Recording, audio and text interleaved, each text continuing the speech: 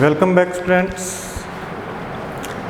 हम कर रहे हैं BSc first year, BSc BEd first year zoology में सेल बायोलॉजी।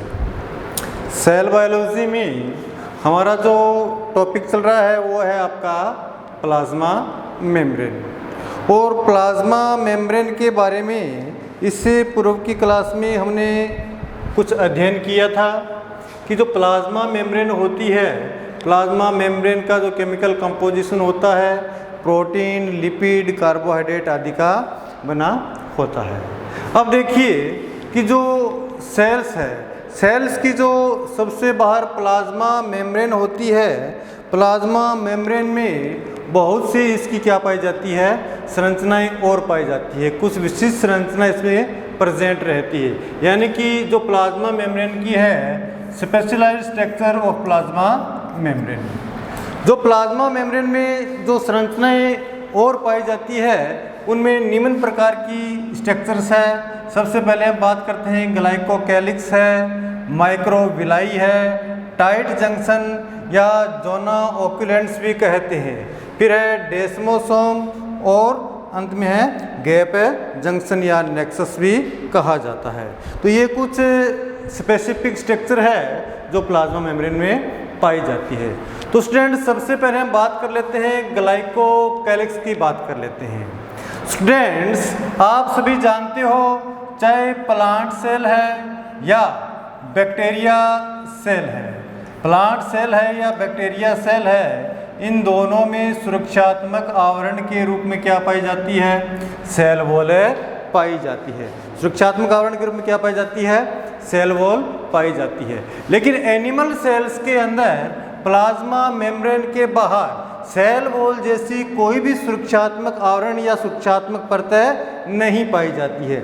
जब इस प्रकार की कोई परत सेल वॉल में नहीं पाई, एनिमल सेल्स में नहीं पाई जाती है, तो देखिए इसके बाहर कुछ म्यूकोपॉलीसेकेराइड, किससे बनी हुई, म्यूकोपॉलीसेकेराइड, म्यूकोपॉलीसेकेराइड की बनी हुई इस प्रकार की स्ट्रक्चर पाई जाती है। ये रेशे के समान आपको जो संरचना दिखाई दे रही है ये क्या है, ग्लाइकोकैलिक्स, यानी कि प्लाज्मा मेम्ब्रेन के बाहर एक पतली सी परत के रूप में संरचना पाई जाती है, उसे हम क्या कहते हैं, ग्लाइकोकैलिक्स कहा जाता है। और ये ग्लाइकोकैलिक्स क्या करती है, ये ग्लाइकोकैलिक्स केवल एक सुरक्षा प्रदान करती है, किसे, प्लाज्मा मेम्ब्रेन को सुरक्षा प्रदान करने का कार्य करती है। तो यह है ग्लाइकोकैलिक्स। नेक्स्ट स्ट्रक्चर की बात कर लेते हैं। नेक्स्ट स्ट्रक्चर है इसकी माइक्रोविलाई। माइक्रोविलाई क्या है, देखिए स्टूडेंट्स, जो आपकी सेल्स है ये आपको दो सेल दिखाई गई है, एक सेल ये है और दूसरी सेल है ये है, यानी कि ये दो सेल है। और इन दोनों सेलों में देखिए आपको ये जो फिंगर लाइक स्ट्रक्चर दिखाई दे रही है, अंगुली के समान जो स्ट्रक्चर दिखाई दे रही है, ये अंगुली के समान स्ट्रक्चर जो होती है ये माइक्रोविलाई कहलाती है, इसे माइक्रोविलाई कहा जाता है। और माइक्रोविलाई जो होती है, माइक्रोविलाई पर क्या पाए जाते हैं, माइक्रोविलाई पर आपने देखा होगा कि ब्रश बॉर्डर पाए जाते हैं, ब्रश बॉर्डर पाए जाते हैं, यानी कि बॉर्डर के ऊपर इसके चारों ओर जो अपना ब्रश होता है उसके समान फिलामेंट जैसी स्ट्रक्चर है पाई जाती है। जो माइक्रोविलाई है इसका मुख्य कार्य क्या है, माइक्रोविलाई जो होती है वो सेल्स के अंदर अवशोषण की जो सतह है उसको बढ़ाने का कार्य करती है, अर्थात कोशिका में अवशोषण की मात्रा या कोशिका को ऐसी कैपेबिलिटी प्रदान करती है जिसके कारण कोशिका में अवशोषण क्षमता में क्या हो जाती है, वृद्धि हो जाती है। अवशोषण क्षमता में क्या हो जाती है, इसकी वृद्धि हो जाती है। तो ये जो सूक्ष्म जो माइक्रोविलाई होते हैं ये सामान्यतः जो है आपकी इंटेस्टाइन में पाई जाती है या ओवरी में पाई जाती है, वेजाइना में भी पाई जाती है, लीवर के अंदर और अन्य जैसे अग्नाशय आदि सभी ऐसे ऑर्गन जिनमें अवशोषण या जिनमें जो आघात जो लगता है, ऐसी स्ट्रक्चर्स के अंदर इनकी संख्या क्या होती है, अधिक होती है। तो ओवरी के अंदर पाई जाती है, वेजाइना के अंदर ये पाई जाती है, अग्नाशय के अंदर, लीवर के अंदर तो इस प्रकार की स्ट्रक्चर है प्रेजेंट रहती है, और इंटेस्टाइन में ये मुख्यतः स्ट्रक्चर है पाई जाती है जो अवशोषण का कार्य करती है। अब स्टूडेंट हम नेक्स्ट संरचना की बात कर लेते हैं। अब देखिए ये दो सेल है, ये सेल के ये इसके आउटर प्लाज्मा मेम्ब्रेन है और इस सेल की ये आउटर प्लाज्मा मेम्ब्रेन है। जब एक सेल दूसरी सेल के संपर्क में आती है तो इनके संपर्क स्थल पर कुछ क्या पाई जाती है, कुछ इनकी स्पेसिफिक स्ट्रक्चर पाई जाती है, और ये स्पेसिफिक स्ट्रक्चर सभी प्रकार की स्पेसिफिक स्ट्रक्चर मैंने एक डायग्राम में बना दी है। ये एक सेल है, ये दूसरी सेल है, और इन दोनों की जो प्लाज्मा मेम्ब्रेन है, इसकी प्लाज्मा मेम्ब्रेन ये है और इसकी प्लाज्मा मेम्ब्रेन है ये है। इन दोनों के ऊपर कुछ विशिष्ट प्रकार की क्या पाई जाती है, स्पेसिफिक स्ट्रक्चर है पाई जाती है। और ये जो स्पेसिफिक स्ट्रक्चर होती है, ये देखिए कौन कौन सी स्पेसिफिक स्ट्रक्चर है। सबसे पहले बात कर लेते हैं टाइट जंक्शन की बात कर लेते हैं। टाइट जंक्शन को जोना ओक्यूलेडेंस भी कहा जाता है। जो टाइट जंक्शन होता है उसे क्या बोलते हैं, जोना ओक्यूलेडेंस भी कहा जाता है। टाइट जंक्शन का अर्थ क्या होता है, टाइट का अर्थ होता है बहुत ही मजबूती से, दृढ़ तरीके से जो कोशिकाएं हैं एक दूसरे से क्या रहे, जुड़ी हुई रहे, यानी कि बहुत ही मजबूती से जब कोशिकाएं एक दूसरे से जुड़ती है तो इसे हम क्या बोलते हैं, टाइट जंक्शन कहा जाता है। ये टाइट जंक्शन कैसा होता है, ये टाइट जंक्शन, ये आपको स्ट्रक्चर दिखाई दे रही है, इसके अंदर इसकी प्लाज्मा मेम्ब्रेन और इस कोशिका की प्लाज्मा मेम्ब्रेन बिल्कुल ही नियरली रूप से क्या होती है, एक दूसरे से चिपकी हुई जुड़ी रहती है। और ये टाइट जंक्शन होता है, इसके बीच में किसी भी प्रकार का गैप नहीं पाया जाता है या किसी भी प्रकार की अवकाशिका इसमें नहीं पाई जाती है। टाइट जंक्शन क्या है, टाइट जंक्शन के कारण ये जो कोशिका है इतनी मजबूती हो जाती है यहाँ पर कि इन कोशिकाओं के जो प्लाज्मा मेम्ब्रेन है, प्लाज्मा मेम्ब्रेन से विशिष्ट प्रकार के पदार्थों का आवागमन नहीं हो सकता है। अर्थात इसकी जो प्रोटीन और लिपिड की परत है, प्रोटीन और लिपिड की परत क्या हो जाती है, एक प्रकार की अपारगम्य हो जाती है, यानी कि बहुत ही मजबूती से जुड़ी होने के कारण इसमें किसी भी प्रकार के पदार्थों का क्या नहीं होता, परिवहन नहीं होता है। और इस प्रकार को हम क्या बोलते हैं, टाइट जंक्शन कहा जाता है। अर्थात ये एक प्रकार का जो सेल में देखते हैं तो ये एक प्रकार का एक फिजियोलॉजिकल बैरियर ही है। सेल के लिए क्या है, एक प्रकार का फिजियोलॉजिकल बैरियर ही है, यानी कि कार्य की बाधा है जो पदार्थों के आवागमन को रोकती है। तो नेक्स्ट जो स्ट्रक्चर है, इसकी नेक्स्ट स्ट्रक्चर के बारे में यदि हम बात करते हैं तो ये नेक्स्ट स्ट्रक्चर है आपकी डेस्मोसोम। डेस्मोसोम का एरिया यहाँ से लेकर यहाँ तक, ये जो स्ट्रक्चर है ये आपकी इस प्लाज्मा मेम्ब्रेन की डेस्मोसोम है। डेस्मोसोम को हम एडेसिव भी कहा जाता है, एडेसिव या अधेरेंस भी कहा जाता है। ये डेस्मोसोम भी अलग अलग प्रकार के होते हैं। डेस्मोसोम कुछ नहीं है कि सेल्स कोरेक्टन की एक विशिष्ट प्रकार की जो संरचनाएं हैं जो एक से दूसरी सेल को क्या करती है, विशिष्ट रूप से जोड़ने का कार्य करती है। तो डेस्मोसोम में हम सबसे पहले संरचना देखते हैं तो ये आपका बेल्ट डेस्मोसोम है, इसे जोना अधेरेंस भी कहा जाता है। ये जो संरचना है ये आपका क्या है, ये आपका बेल्ट डेस्मोसोम है, यानी कि ये जो संरचना है पट्टिका के रूप में ये दिखाई दे रही है, ये आपका क्या है, बेल्ट डेस्मोसोम। इसे क्या बोलते हैं, जोना अधेरेंस भी कहा जाता है। ये जो बेल्ट डेस्मोसोम का, ये जो बेल्ट डेस्मोसोम होता है ये सामान्यतः रेखित कोशिकाओं में पाया जाता है तथा रुधिर कोशिकाओं में इसका क्या होता है, अभाव होता है। बाकी जो रेखित पेशियां, रेखित कोशिकाएं होती हैं उनमें पाया जाता है, और सामान्यतः जो रुधिर कोशिकाएं होती हैं उनमें क्या होता है, इसका अभाव होता है।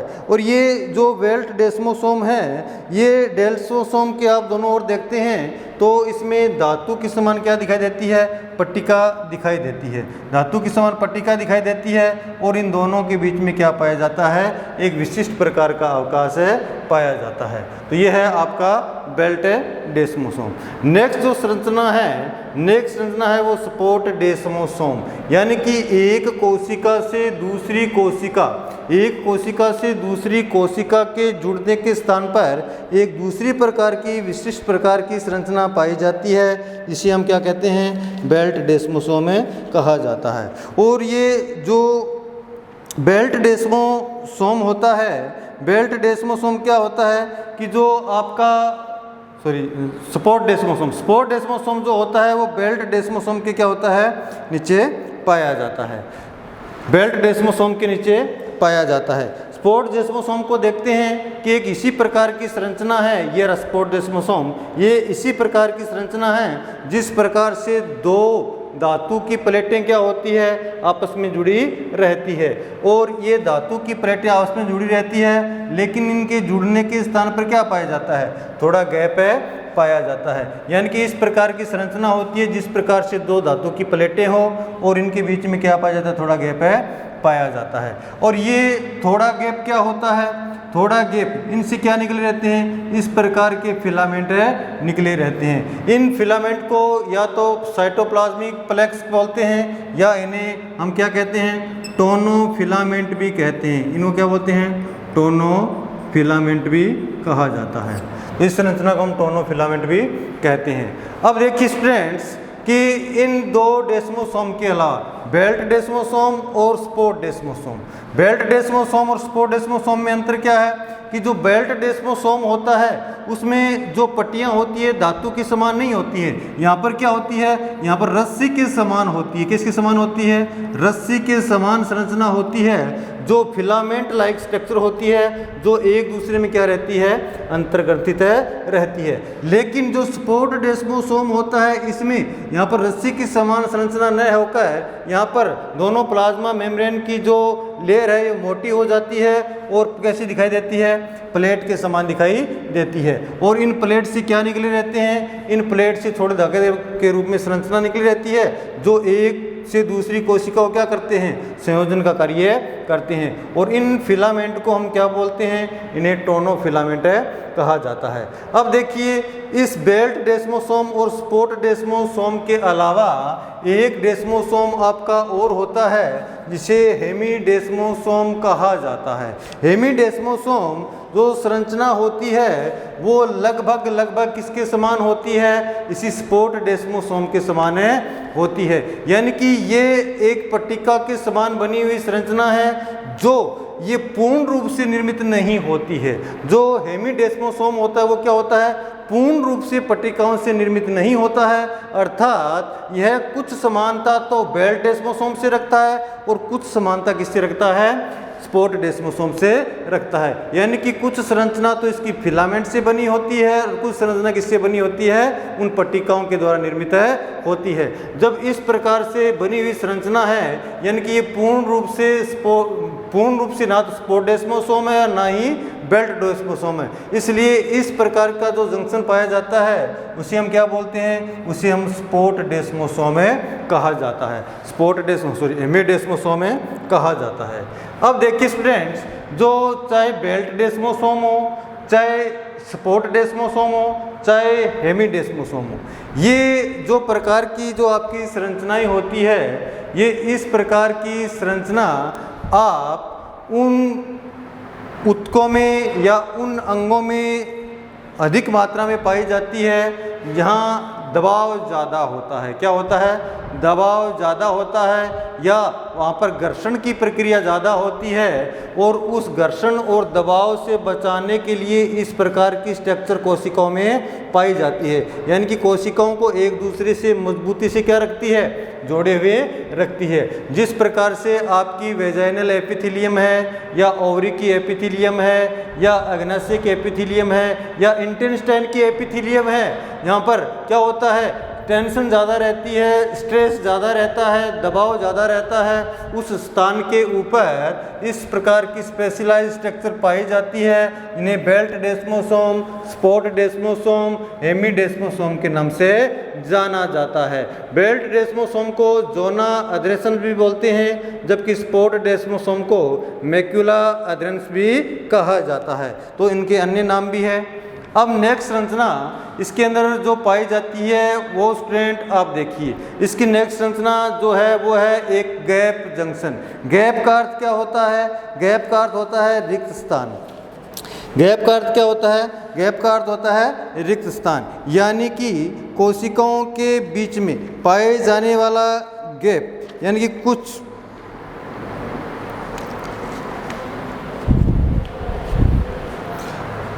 कोशिकाओं का एक साथ जंक्शन जिनके बीच में क्या पाया जाता है? गैप पाया जाता है, और विशिष्ट संरचना के द्वारा ये जो एक कोशिका से दूसरी कोशिका क्या रहती है? जुड़ी हुई रहती है। तो इस प्रकार का जो जंक्शन होता है दो कोशिकाओं के मध्य, तो इस प्रकार के जंक्शन को हम गैप जंक्शन कहा जाता है या गैप जंक्शन के नाम से जाना जाता है। अब देखिए स्टूडेंट्स कि जो हम स्पेशलाइज्ड स्ट्रक्चर को दोबारा रिवाइज कर लेते हैं। इसके अंदर ग्लाइकोकैलिक्स पाया जाता है, यानी ग्लाइकोकैलिक्स केवल और केवल एनिमल सेल्स के अंदर पाया जाता है। प्लांट सेल और बैक्टीरिया सेल में ग्लाइकोकैलिक्स के स्थान पर क्या होता है? सेल वॉल होती है। माइक्रोविलाई यानी कि अंगुली के समान जो पर्वत होते हैं वो क्या कहलाते हैं? माइक्रोविलाई कहलाते हैं। अंगुली के समान जो पर्वत होते हैं वो क्या कहलाते हैं? माइक्रोविलाई कहलाते हैं। और दूसरा देखिए इसमें विशिष्ट प्रकार की संरचना टाइट जंक्शन, दो कोशिकाओं के मध्य ऐसा मजबूत जोड़ जिसमें किसी भी प्रकार के पदार्थों का आदान प्रदान नहीं हो पाता है, उसे हम क्या कहते हैं? टाइट जंक्शन कहा जाता है। तो आगे चौथा पॉइंट है इसमें डेस्मोसोम। डेस्मोसोम यानी कि ऐसी जो कोशिकाएं या ऐसे ऊतक जहाँ पर स्ट्रेस बहुत ज़्यादा होता है, उस स्ट्रेस यानी कि दबाव को सहन करने के लिए इन कोशिकाओं के बीच में इस प्रकार का संयोजन पाया जाता है ताकि ये दबाव को आसानी से सहन कर सके। तो इस प्रकार के जो जंक्शन होते हैं इन्हें डेस्मोसोम के नाम से जानते हैं। और एक और है जो गैप जंक्शन, यानी कि दो कोशिकाओं का ऐसा संयोजन स्थल जिसके बीच में क्या पाया जाता है? गैप पाया जाता है। तो ये थी आपकी प्लाज्मा मेम्ब्रेन के बारे में कुछ स्पेशलाइज संरचना, विशिष्ट इसकी स्ट्रक्चर। अब नेक्स्ट बात करते हैं हम प्लाज्मा मेम्ब्रेन के फंक्शन की बात करते हैं कि प्लाज्मा मेम्ब्रेन क्या काम करती है, प्लाज्मा मेम्ब्रेन क्या फंक्शन।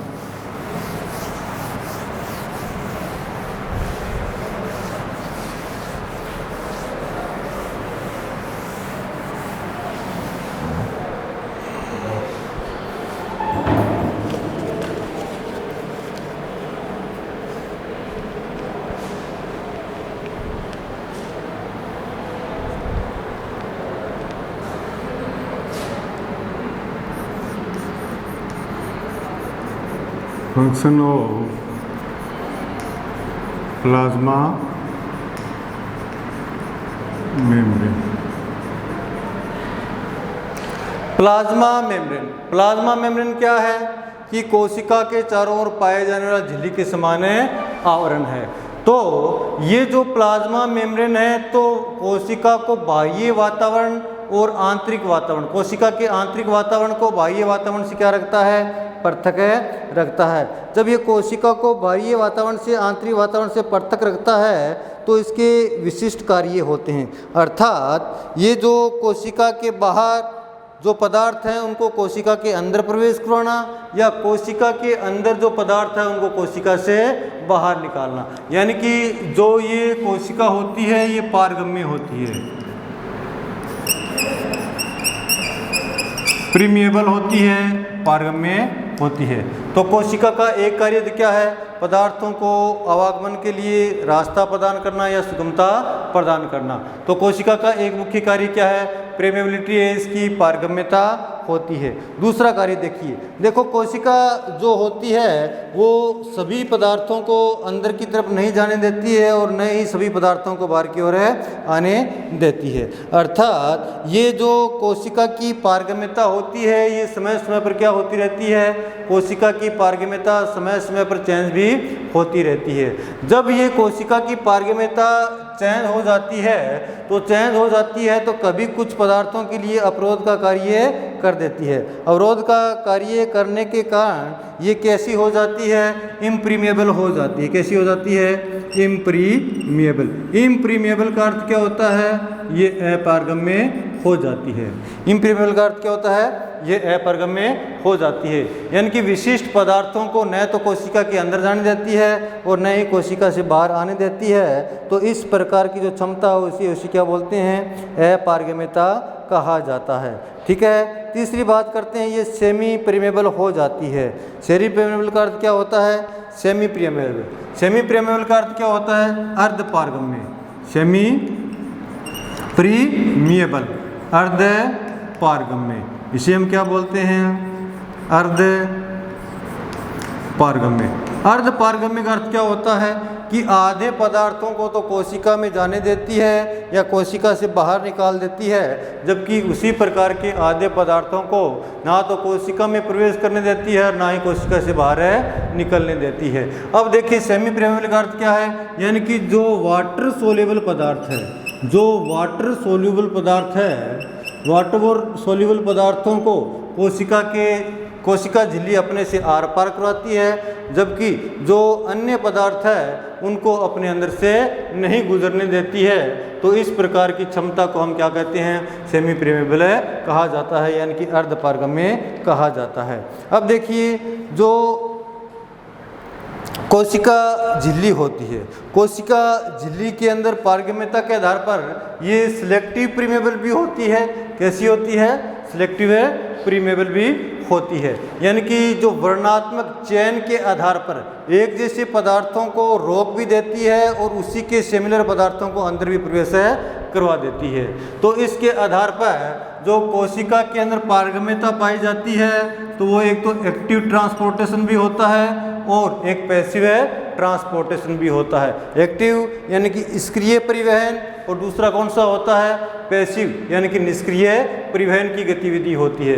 एक्टिव और पैसिव ट्रांसपोर्टेशन को हम डिटेल से नेक्स्ट क्लास में पढ़ेंगे। एक्टिव और पैसिव ट्रांसपोर्टेशन जो इसका है डिटेल से नेक्स्ट क्लास में पढ़ेंगे। अब देखिए, जो कोशिका झिल्ली होती है, कोशिका झिल्ली के अन्य कार्य देखिए। कोशिका झिल्ली प्रत्येक कोशिकीय जो कोशिकांग है या कोशिका की बाहरी आवरण बनाने का कार्य करती है, और कोशिका के अंदर हमें पता है कि विशिष्ट प्रकार के आयनों का आवागमन भी होता है। तो आयन एक्सचेंज की क्रियाविधि भी इस प्लाज्मा मेम्ब्रेन के द्वारा होती है, यानी कि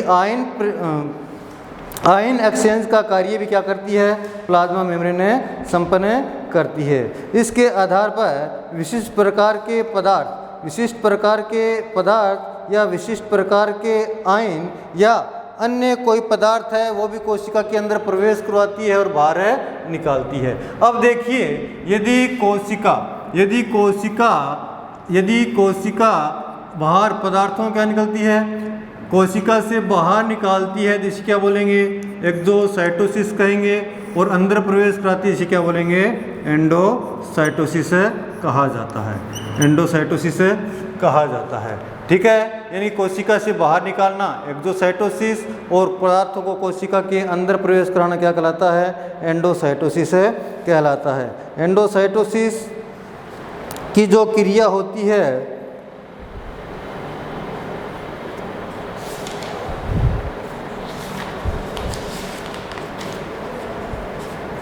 एंडोसाइटोसिस की जो क्रिया होती है वह दो प्रकार की होती है। एक तो इसमें बोलते हैं हम फैगोसाइटोसिस, क्या बोलते हैं, फैगोसाइटोसिस,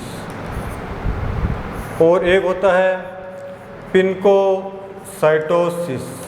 फैगोसाइटोसिस और दूसरा क्या है, पिनकोसाइटोसिस। अब देखिए स्टूडेंट, फैगोसाइटोसिस, फैगो का अर्थ क्या होता है, यानी कि ठोस पदार्थ। फैगो का अर्थ क्या होता है, ठोस, यानी कि ठोस पदार्थों का कोशिका के अंदर प्रवेश करवाना। ठोस पदार्थों का कोशिका के अंदर प्रवेश करवाना क्या कहलाता है, फैगोसाइटोसिस कहलाता है। पिनकोसाइटोसिस यानी कि जो जल होता है, वाटर होता है या तरल पदार्थ होता है, उसे क्या किया जाता है, हम पीना बोलते हैं, नहीं बोलते हैं। तो पिनकोसाइटोसिस का अर्थ क्या होता है कि जब तरल पदार्थों को कोशिका के अंदर प्रवेश करवाया जाता है, किसके द्वारा? प्लाज्मा मेम्ब्रेन के द्वारा। तो इस क्रियाविधि को हम क्या कहते हैं? इसे हम पिनकोसाइटोसिस कहते हैं। अर्थात कोशिका के अंदर प्रवेश करने को हम एंडोसाइटोसिस कहते हैं। और एंडोसाइटोसिस में क्या है? एक तो फेगोसाइटोसिस होता है और एक क्या होता है? पिनकोसाइटोसिस। फेगोसाइटोसिस ठोस पदार्थों का अंदर प्रवेश करना और पिनकोसाइटोसिस क्या होता है? तरल पदार्थों का कोशिका के अंदर प्रवेश करना। यह था आपका प्लाज्मा मेम्ब्रेन के बारे में। और प्लाज्मा मेम्ब्रेन में जो आपका एक पॉइंट रहता है वो मैंने बता दिया था कि ये प्रेमेबल होती है, पारगम्य, अर्ध पारगम्य, सेमी प्रेमेबल भी होती है। और इसके आधार पर, इसकी प्रिमेबिलिटी के आधार पर इसमें दो प्रकार की पारगम्यता या परिवहन पाया जाता है। एक को तो बोलते हैं एक्टिव ट्रांसपोर्टेशन, दूसरो बोलते हैं पैसिव ट्रांसपोर्टेशन। एक्टिव और पैसिव ट्रांसपोर्टेशन को हम नेक्स्ट क्लास में डिटेल से करेंगे।